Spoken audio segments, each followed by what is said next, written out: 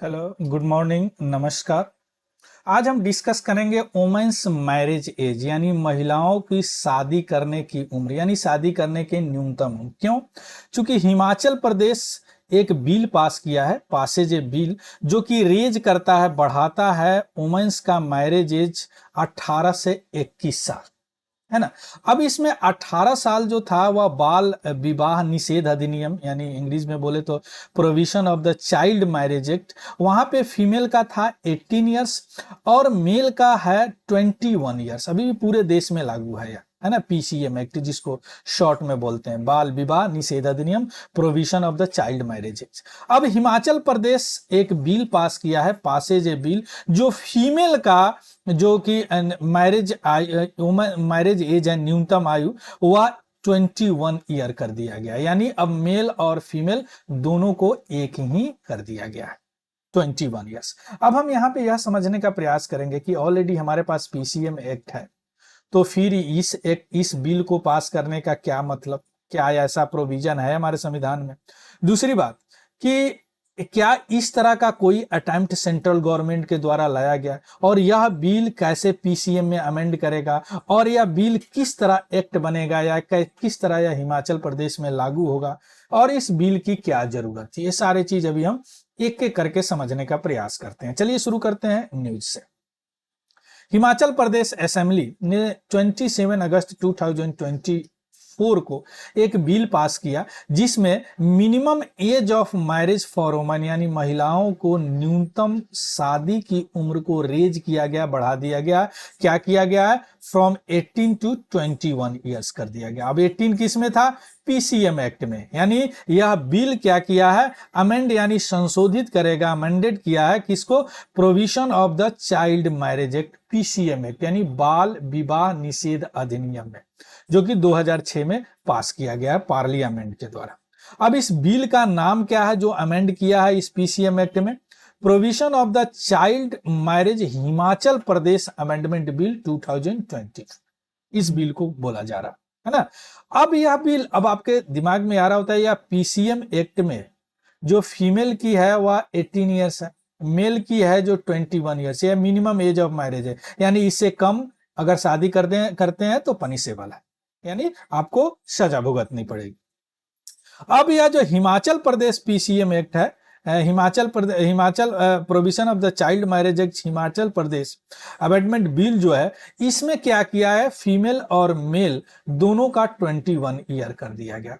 इस तरह का अटेम्प्ट एक बार 2021 में या यूनियन गवर्नमेंट यानी सेंट्रल गवर्नमेंट ने भी लिया था, जब लोकसभा में इस तरह का बिल इंट्रोड्यूस किया था, लेकिन पास नहीं हो पाया। इसके बहुत सारे रीजन है कि उनको 3 साल मिल जाता है, अपॉर्चुनिटी मिल जाता है, हेल्थ पे अच्छा इंपैक्ट पड़ता है, साइकोलॉजिकली डेवलपमेंट होते हैं, है ना। अब यह बिल हिमाचल प्रदेश ने पास कर दिया है। अब सबसे पहले देखेंगे कि हिमाचल प्रदेश क्या लॉजिक दिया है रिगार्डिंग दिस बिल पास किया, चूंकि ऑलरेडी सेंट्रल गवर्नमेंट में है। यह बिल पीसीएम में क्या क्या अमेंड करेगा और यह बिल एक्ट कब बनेगा और लागू कब होगा, इसके लिए क्या प्रोविजन है हमारे कॉन्स्टिट्यूशन में। चलिए शुरू करते हैं। यह बिल क्यों लाया गया? हिमाचल प्रदेश के अनुसार, असेंबली के अनुसार, वहां के जो कंसर्न मिनिस्ट्री है उनके अनुसार, कि मिनिमम एज ऑफ मैरिज यानी न्यूनतम आयु जो शादी की है महिलाओं को बढ़ाने से उनको अपॉर्चुनिटी प्रोवाइड हो जाएगा। नहीं, टू प्रोवाइड अपॉर्चुनिटी टू दो। कैसे अपॉर्चुनिटी? वह कुछ सक्सेस अचीव कर सकते हैं, सक्सेस, सफलता अपने करियर में, क्योंकि उनको 3 साल मिल रहा है, जो कि वह नहीं कर पाती थी अर्ली मैरिज में, तुरंत शादी होने के कारण नहीं कर पाती थी।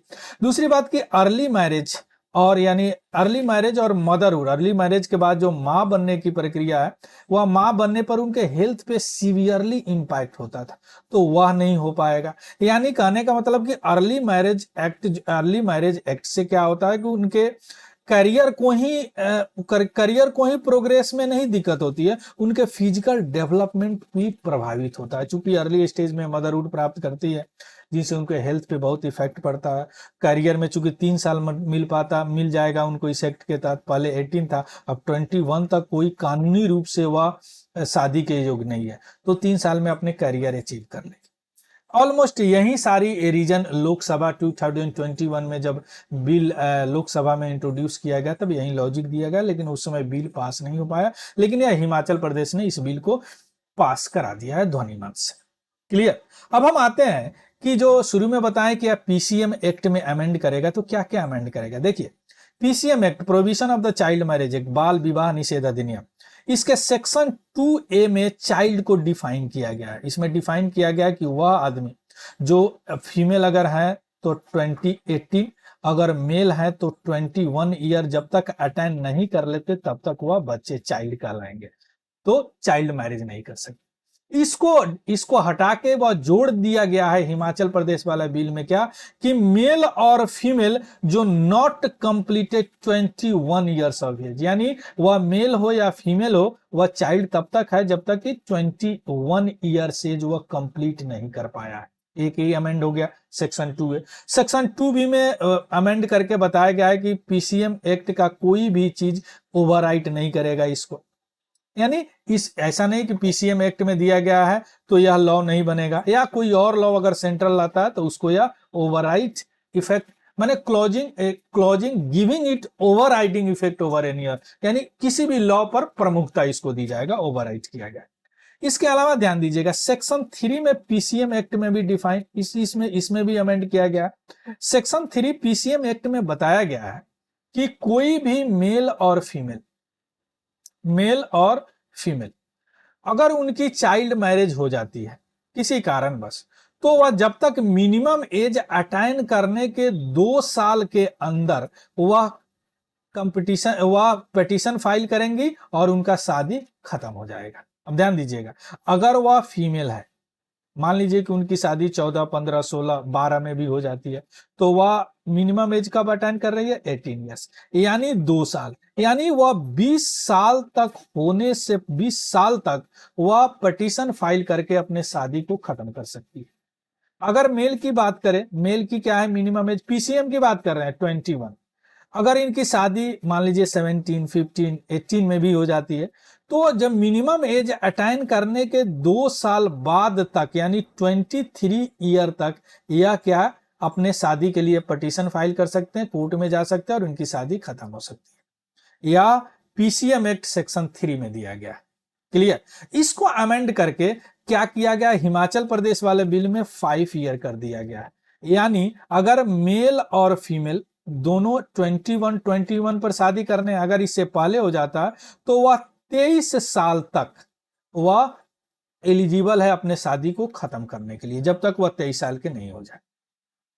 Clear. Anal the marriage before they turn 23 साल 23 ईयर्स ओल्ड, यानी 23 साल तक, यानी उनको 2 साल। अब यहाँ पे 5 साल क्यों आगे आपके दिमाग में आ रहा है, इसलिए है कि यहां से कंपेयर किया गया है, यानी फीमेल का क्या था 18 था, अब क्या मिल गया 23 मिल गया, है ना, तो इसमें जोड़ेंगे 5 तो क्या हो जाएगा 23, इसलिए यहां पे दिया गया 5 ईयर्स। क्लियर। अब हम आते हैं, यह तो आप देख लिए पीसीएम एक्ट में कैसे अमेंड किया गया। अब हम आते हैं कि यह बिल एक्ट कब बनेगा, यानी लागू कब होगा। देखिए, लागू होने के लिए भी इसमें थोड़ा सा अभी टाइम लगेगा। कैसे, आप जानते हैं कि हमारे संविधान में 3 लिस्ट है, सेंट्रल लिस्ट, स्टेट लिस्ट और कनकरेंट लिस्ट। सेंट्रल लिस्ट पे सेंट्रल कानून बना सकते हैं, यानी यूनियन गवर्नमेंट, स्टेट पे स्टेट गवर्नमेंट, और कनकरेंट पे दोनों बना सकते हैं, लेकिन इसमें वरीयता स्टेट को दी जाता है। क्लियर। अब इंट्री 5 के करेंट लिस्ट में, कनकरेंट लिस्ट समवर्ती सूची हिंदी में बोलते हैं, इसमें मैरिज आता है। बहुत सारे सब्जेक्ट है इसमें, मैरिज, डाइवोर्स इसमें आता है, यानी स्टेट गवर्नमेंट इसके तहत कनकरेंट लिस्ट के इंट्री 5 के तहत एक कानून बनाया, है ना, लिस्ट यहां से उठाया।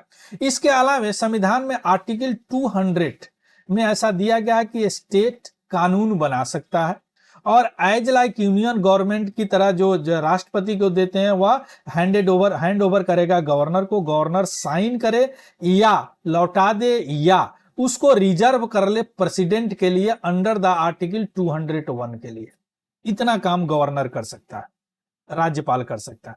आर्टिकल 200 के तहत कॉन्स्टिट्यूशन में दिया गया, कोई स्टेट अगर कोई बिल पास करता है ना, वह गवर्नर को हैंड ओवर करेगा। गवर्नर क्या करते हैं, उस पे एसेंट दे दे, यानी उसको मोहर लगा दे या उसको लौटा दे, या उसको 201 के तहत आर्टिकल वह राष्ट्रपति के लिए रिजर्व रह गया। अब राष्ट्रपति अगर उस पर मोहर लगाएंगे तो कानून बनेगा। ये हो गया। अब हम आते हैं एंट्री 5 में, हम बात किए हैं कि यह दोनों बना सकता है, लेकिन अगर सेंट्रल गवर्नमेंट कोई कानून एक ही सब्जेक्ट पे ऑलरेडी बना चुका है और स्टेट गवर्नमेंट कोई कानून बनाया है, तो इसमें आर्टिकल 254(1) में हमारे संविधान में दिया गया है कि अगर कोई स्टेट लेजिस्लेचर कोई लॉ पास करता है जो central law already passed central law से रिपग्नेंट है, यानी उसके कंट्राडिक्ट करता है, या कोई सेक्शन है जो उसके अनुसार नहीं है, तो वह सेक्शन अपने आप खत्म हो जाएगा। आया बात समझ में? तो यहां पे क्या होगा, आर्टिकल 254(1) के तहत इनका जो फीमेल वाला है ऑलरेडी अपने आप खत्म हो जाएगा कानून। लेकिन इसका एक्सेप्शन है। एक्सेप्शन इसी आर्टिकल में प्रोवाइड किया गया आर्टिकल 254(2) में। मींस इस बिल को प्रेसिडेंट के लिए कंसीडर किया जा सकता है, यानी प्रेसिडेंट के लिए रिजर्व रखा जाएगा, और यह इस रूट को फॉलो करेगा, आर्टिकल 201 रूट को, जो अभी हम बताए हैं 201 रूट। यानी या राज्यपाल क्या करेंगे, इसको रिजर्व रखेंगे, प्रेसिडेंट इसको अगर एसेंट दे देते हैं, इसको अगर मोहर लगा देते हैं, साइन कर देते हैं, तब यह बिल लागू हो जाएगा हिमाचल प्रदेश में। इसी तरह का अभी आप सुने होंगे उत्तराखंड में एक यूनिफॉर्म सिविल कोड पे बिल बनाया, उस बिल को भी यही रूट को ओबे करना पड़ा है, यानी वह उनके वहां के राज्यपाल क्या राष्ट्र प्रेसिडेंट के लिए रिजर्व किए आर्टिकल 201 के तहत, प्रेसिडेंट उसको एसेंट दिए यानी साइन किए, तब यह बिल उत्तराखंड में अभी लागू है। तो इसी तरह हिमाचल प्रदेश में भी लागू होगा। Clear? So this is all about the news. आपने देख लिया कि यह बिल जो वोमेन का मैरिज एज को इंक्रीज करने का है, वह पीसीएम एक्ट जो हमारे पास है, provision of child marriage act, इससे किस्त कौन सा अमेंड करेगा, कैसे लागू होगा, क्यों जरूरी है वुमेन्स का जो marriage age, minimum marriage age को बढ़ाने का, इसका पीडीएफ हमारे Telegram channel Tiwari general study से आपको मिल जाएगा, वहां से देख लीजिएगा, उसको भी ज्वाइन कर लेंगे। अगर इन्फॉर्मेटिव लगा हो तो प्लीज लाइक, शेयर और सब्सक्राइब जरूर करेंगे। अगर कोई डाउट हो तो प्लीज कमेंट सेक्शन में जरूर बताएंगे। So thank you, have a good day and happy learning. Thank you very much.